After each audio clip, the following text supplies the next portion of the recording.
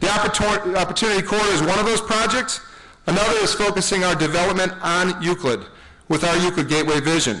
While the Euclid Corridor project spent, I look around here, many of you commissioners, mayors, council members, members of the mayor's administration, county workers, you spent a lot of time on the Euclid Corridor. It ripened very much so over the years.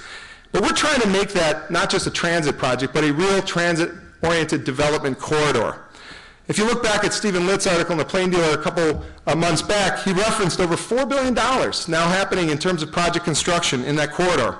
It was a good project to leverage. It's not all actually about transit in the case of this project. Joe Calabrese is here today. The RTA takes care of the transit side of it, but he would be the first to attest. It's about development leverage from that transit project. So making true transit-oriented development happen in the corridor is what we're up to.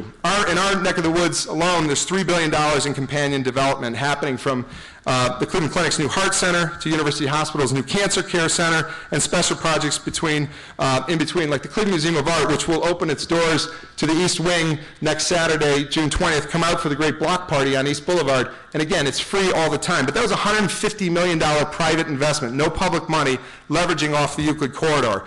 Smaller projects like the Cleveland Hearing and Speech Center that is so dependent because of their constituency on transit in that corridor has chosen to build a new LEED green building right at the street on Euclid Avenue.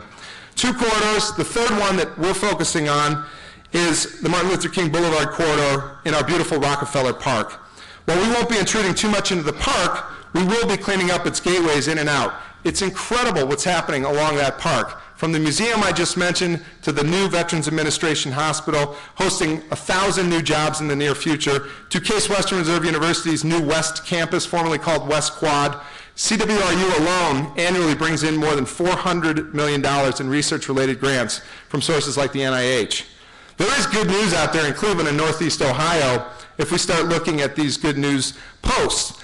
But that alone, those projects alone, I think in their own right, do justify supportive infrastructure.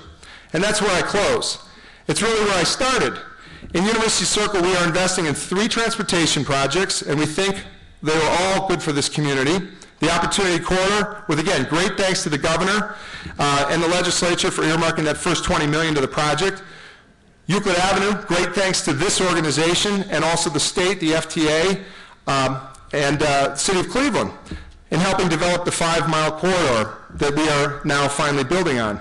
And finally, our investment in Rockefeller Park that improves the gateways to this area along Martin Luther King Boulevard, but also accomplishes some very complicated tasks. I was sitting with John Marley yesterday in a meeting in an area we call Suicide Circle. It's a confusion point right when you get into the circle.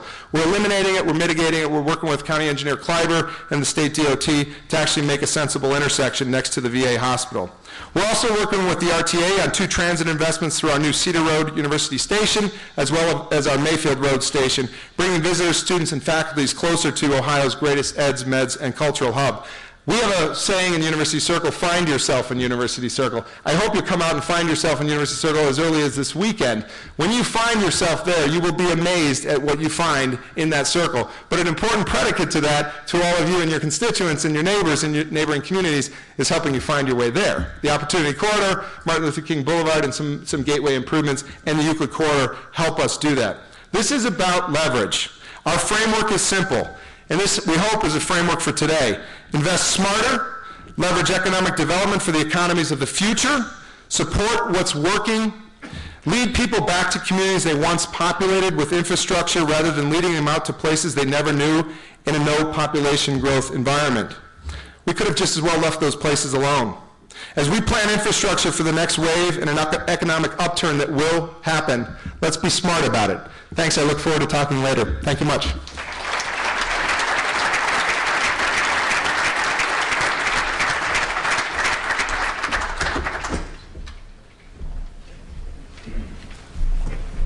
Thanks, Chris. You know, he started out by talking about his 1-year-old, Audrey, right? I'm at the other end of the parenting cycle. I have a 17-year-old rising senior. I'm 14 months from empty nesthood. I'm not really liking the idea. But I was sitting there talking with he and some friends the other day. They were prepping because they had the SAT test on Monday. And there were about 6 of them. They were talking about schools and where they'd want to go when they do well on the test, et cetera. And I heard the list of schools. There were 8 or 9 great schools, none of them in Ohio. And it's not that Case and Oberlin and Toledo aren't good schools, it's that they don't see a future here. You guys are planners. If you want to keep the generation we have in high school right now and coming up behind them, we need to do something that's going to attract them to stay here. So things like what you're working on and what you're working on and what we're all working on, we have to do something now or we won't have to worry about sprawl. There'll be nobody else to go. So that's my little piece.